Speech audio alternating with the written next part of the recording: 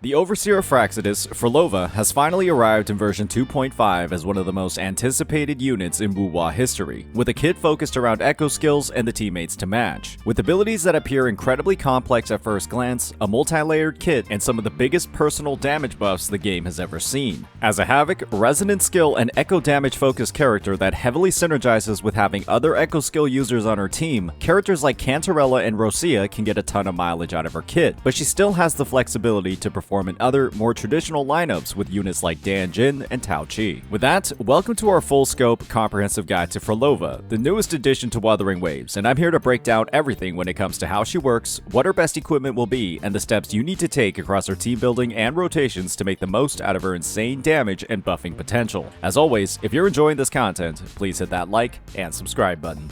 Phrolova, with her baseline kit, focuses on the use of her Resonance Liberation to activate massive personal buffs and trigger the moveset of Hecate, her personal echo that also serves as her main source of damage. But to activate this ability, you need to build up Phrolova's Forte circuit. Rhapsody of a New World has 6 stacks of volatile notes built up through 4 different ways. The first is through Phrolova's basic attacks. Her basic attack chain consists of 3 hits, with the 3rd hit granting a red note. Her heavy attack consumes stamina and hits the enemy, and can also advance her attack chain to the 2nd hit, while her dodge counter can advance her to the 3rd. Her intro skill can also be followed up with the 3rd hit of her attack chain. The second way to gain a note is through her resonance skill, which damages the enemy and grants her a blue note. Both of these attacks will also trigger the reincarnate state, giving access to an enhanced basic attack which deals resonance skill damage and grants a red note, or an enhanced skill which grants a blue note. Using either of these attacks ends reincarnate. Whenever Phrolova has all 6 notes on her Forte circuit filled, she gains access to an enhanced heavy attack, Scarlet Coda. This attack consumes stamina, stagnates and pulls in targets, and deals resonance skill damage. This state can be activated every 25 seconds. Using this ability also sends Phrolova into the Resolving Chord state, which gives her access to her Resonance Liberation. It's also considered an echo skill. Her liberation cannot be activated in any other way, as her maximum resonance energy is 0, and when the ability is used, Phrolova gains a massive 120% attack buff and summons Hecate to fight for her. Hecate shares all of her stats and statuses, and any damage taken by Hecate will be transferred to Phrolova. During her liberation, Phrolova begins playing all 6 of her notes for 4 seconds each, and while on field can control Hecate to take the following actions. First, she can basic attack with Hecate by simply using the attack button. After using 2 basic attacks, the 3rd attack will become an enhanced one that has different effects depending on the active note that Phrolova is playing. If she's playing a red note, Hecate's enhanced attack will stagnate the target. If she's playing a blue note, it'll pull in enemies. And if she's playing a mixed note, it'll do both. We'll get to that in a second. Next, Hecate can dodge by simply using the action, and she can also reset her position by using a jump. The real craziness, however, is when Phrolova switches to another member of her team. While Phrolova isn't active during her Maestro state, Hecate takes no damage and will automatically use her basic attacks on an enemy. Whenever teammates cast an echo skill, Hecate will perform one of her enhanced attacks, up to 10 times during her liberation, and echoes with the same name can only trigger it a single time. Sorry for those using Nightmare Crownless. All of Hecate's attacks are considered echo skill damage. Every time teammates trigger an enhanced attack, Phrolova gains 1 stack of aftersound. Each stack grants a sizable multiplier increase to Scarlet Coda, with a max of 24. Phrolova can end her liberation by dealing a burst of damage and stagnating enemies, and she can trigger this end in a lot of ways. The first is by simply letting the state expire while she's on field. The second is switching to Phrolova while she's off field without using her intro skill. The third is simply pressing her liberation while it's active, and the fourth is by holding her liberation instead of actually casting it in the first place. Ending her liberation will also completely remove her Forte circuit stacks. Phrolova gains access to an enhanced intro skill when activated during her Maestro state, which deals a big burst of Havoc resonance skill damage and stagnates the target. This can also be followed up with the 3rd hit of her basic attack chain and grants a stack of her Forte. When factoring in all of Phrolova's abilities, resources, and interactions with each other, she has a surprisingly simple playstyle that involves introing onto her, using the 3rd hit of her attack chain, and then following up with an enhanced basic or skill to gain her first 2 stacks. Then she'll build up 4 more stacks through a combination of basic attacks and resonance skills to gain access to Scarlet Coda. Then she'll use the ability and then activate her Resonance Liberation. You'll then attack using Hecate's basic attack chain until her concerto is filled, and then outro to another teammate to grant them a 20% Havoc and 25% heavy attack damage bonus for 14 seconds until they're swapped off, making her a fantastic pick to buff a unit like Roccia or Danjin. This outro skill will also also trigger 2 enhanced attacks from Hikari if Phrolova is in the Maestro state. While Frolova's Maestro state is active, you'll want to ensure you're using Echo skills across your team's rotation to maximize the output of Hikari's enhanced attacks, allowing you to greatly build up your aftersound stacks and increase the damage of Frolova's next Scarlet Coda. When it comes to her inherent skills, her first grants her interruption resistance and a 30% damage reduction whenever she uses an Echo skill for 15 seconds. This also causes her next note following an intro skill or Echo skill to transform into a mixed note that causes Hikari's enhanced attack to both stagnate and pull in targets. Her second grants her 10 stacks of aftersound immediately upon entering battle, and also causes every stack of aftersound to grant 2.5% critical damage for 60% critical damage at 24 stacks. Every additional stack of aftersound after this cap grants 1% critical damage. Aftersound continually builds up over a fight and only expires after being out of combat for 30 seconds, so the longer a fight is, the more insane this damage bonus becomes. Phrolova is a character that clearly shines when paired with synergistic teammates that also have Echo skills built into their kit to trigger as many of Hikari's enhanced attacks as possible and build up aftersound stacks. Cantarella is easily her best in slot teammate, providing healing, resonant skill and havoc amplification,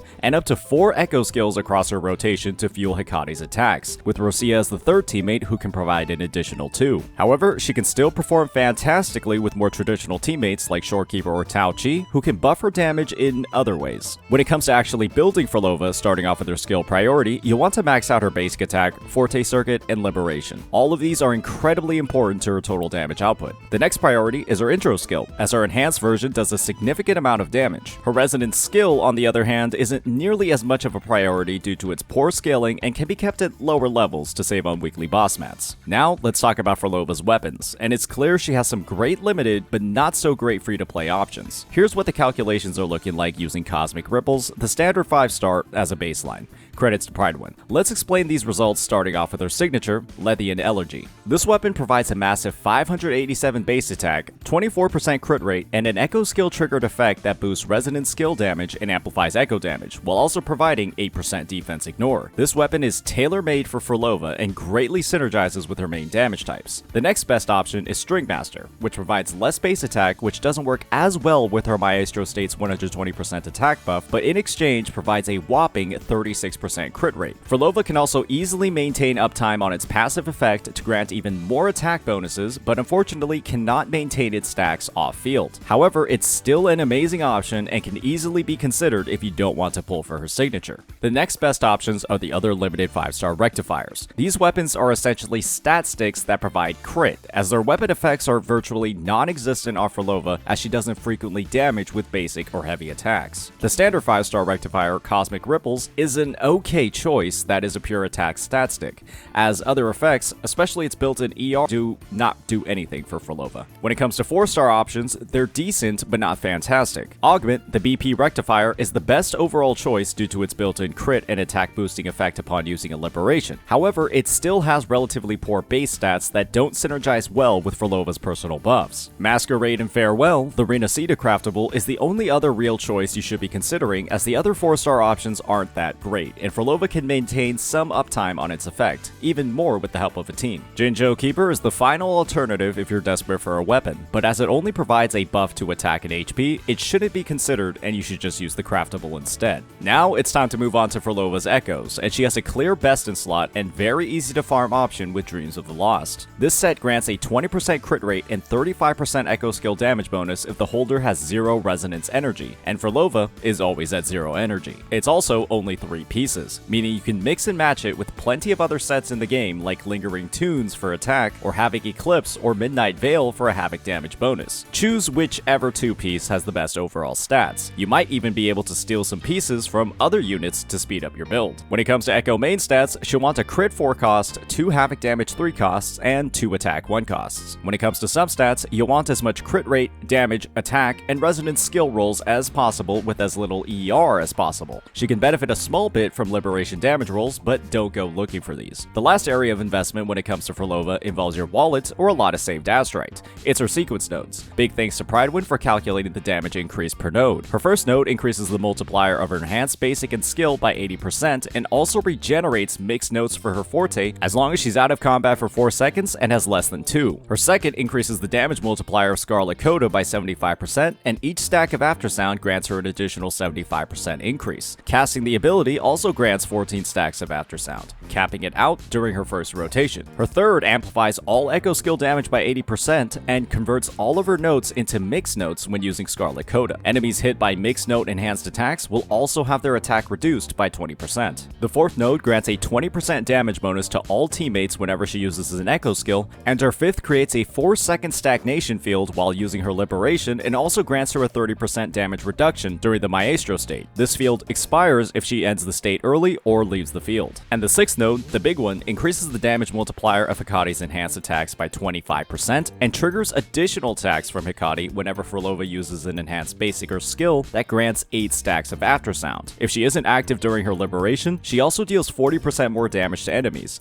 and if she is, she gains a 60% Havoc damage bonus. Now that we've covered Phrolova's build, let's get into some of her teams and optimal rotations, and boy oh boy does she have quite a few teammates she can excel with. She has 2 archetypes that focus on echo skills or more traditional hypercarry lineups, and she has some great use cases with some of the most affordable members of the roster. This means her best partners will be Cantarella, Roccia, Danjin, and Tao Chi. Her best-in-slot lineup will feature 2 premium Havoc units, Cantarella and Roccia. To start this team off, you'll begin the rotation by swapping onto Phrolova from one of your other units, triggering her first basic. You'll then complete the chain and follow up with an enhanced basic or skill for 2 notes. Then you'll use your echo skill, and then you'll skill and then use an enhanced attack for 2 more notes. And then you'll complete a third basic attack chain with another enhanced attack for her final 2 stacks. Then you'll use Scarlet Coda, then her liberation, and then outro skill to Roccia. Roccia will intro skill in, basic attack, and then resonant skill to gain her entire forte circuit, and then slam down 3 times. Afterwards, you'll liberation, echo skill, and then intro to Cantarella. Cantarella will immediately attack, resonant skill, and then activate her liberation. You'll then use her enhanced heavy attack, enhanced skill, and then 3 basic attacks, and then her perception drain before her echo skill, and then intro onto Phrolova. For Phrolova's second rotation, you'll immediately be able to use her third basic attack and generate a mixed note as she enters the field, but you'll then proceed with the rotation the same afterwards. In this lineup, the best in slot sets for Roccia and Cantarella will be Midnight Veil with 130% ER, but feel free to use Empyrene Anthem on Cantarella for easier building. Some good substitutes you can put into this lineup if you're missing a unit like Roccia is replacing her with a unit like Havoc Rover or Danjin. If you're using Havoc Rover in the team, make sure to skill with them at the start of the fight and then swap onto Phrolova to begin her rotation. Afterwards, you'll intro skill onto Rover, use their skill again, and then heavy attack to activate their forte. From there, you'll perform a 5-hit basic attack chain, then an enhanced skill, and then another 5-hit attack chain before using their liberation, dreamless echo skill, and then intro onto Cantarella. Another option to substitute for Roccia is Danjin. In this rotation, you'll intro in from Phrolova onto Danjin, use her skill twice to trigger her debuff, and then use her liberation. From there, you'll skill, then basic attack 2 times, then press her skill 3 times to trigger Danjin's self buff. You'll then use her heavy attack, its follow-up, then echo skill and outro onto Cantarella. Both of these options perform similarly, but Danjin requires much less investment on echoes and relies more on her dupes like her S6 to strengthen the team, while Rover is completely free. Tao Chi is another potential option to substitute for Cantarella, but her slower rotation time can cause the team's performance to lower. Danjin's best in slot will be Midnight Veil, and Havoc Rover's will be Havoc Eclipse. Our final team that more players will likely have available involves a traditional support like Shorekeeper and Danjin. In this team, you'll open up the rotation with Shorekeeper using her basic attacks, skill, and heavy attack to fill up her concerto. From there, you'll liberate to top it off, echo skill, and then intro to Danjin, following the rotation we've gone over. She'll then outro skill to Phrolova, who will perform the rotation we covered in the best in slot team section with all the team's buffs active. In this rotation, you'll significantly delay the use of Hikate's off-field attacks and greatly reduce Phrolova's aftersound buildup, so you can opt for a different team rotation that starts off with Phrolova and then intro skill onto Shorekeeper for a different way to play the team. Now that we've taken the time to talk about Phrolova's team rotation, let's talk about hers. Phrolova is possibly the only DPS unit in the game that greatly benefits from starting off the team's rotation due to how her aftersound buff stacks up with the teammates' use of echo skills. This means that in most team rotations, she'll be the first one using an outro skill. You want to start off with a 3-hit attack chain followed by an enhanced attack to generate 2 notes, a resonant skill and then an enhanced attack for 2 more, and then a final basic attack chain and attack for the final 2 notes. From there, you'll trigger her Scarlet Coda and then use her liberation and then swap to a teammate. Phrolova's Echo skill should be used immediately after any of her enhanced attacks to cancel its animation and speed up the rotation. Whenever Phrolova receives an intro skill, her next basic attack will be the third hit of her attack chain, slightly speeding up her baseline rotation, but not by a lot, making her one of the simplest units to pilot in the game. However, Phrolova does have plenty of quick swap windows for creative players, but since this is an early guide, we won't be focusing too much on her advanced mechanics for now. Be on the lookout for more follow-up content if you're interested in new tech. At the end of the day, Phrolova is one of the strongest DPS characters released in Wuthering Waves, especially if you make the investment to pull for her weapon and build her alongside her best-in-slot teammates. However, that also makes her one of the most expensive units in the game that requires tailored teammates that aren't widely used across the roster due to her reliance on echo skills to fully fuel her personal damage buffs. I can appreciate Kuro's efforts to control power creep, but that also makes it clear that she has plenty of affordable substitutes in the Havoc DPS department like Camellia or Havoc Rover that make her one of the most unnecessary units on a player's account. However, she is a ton of fun and brings with her one of the most unique playstyles in the history of the game. You're literally controlling a boss monster. Is she a must pull? Absolutely not, but she'll bring a ton of depth to combat in this game that's a breath of fresh air. As always, if you enjoyed this content, please hit that like and subscribe button. Peace out.